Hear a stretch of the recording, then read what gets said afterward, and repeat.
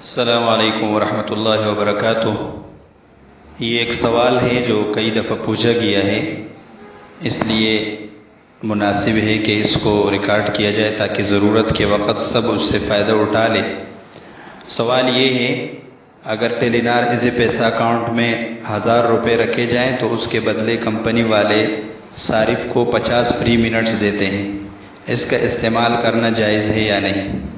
سوال کا جواب یہ ہے، صارف جو رقم ٹیلی نار ایزی پیسہ اکاؤنٹ میں جمع کرواتا ہے اس کی حیثیت قرض کی ہوتی ہے، اور چونکہ قرض دے کر اس سے کسی بھی قسم کا نفع اٹھانا جائز نہیں، اس لیے قرض کے بدلے کمپنی کی طرف سے دیے جانے والے فری منٹس وصول کرنا اور ان کا استعمال کرنا جائز نہیں۔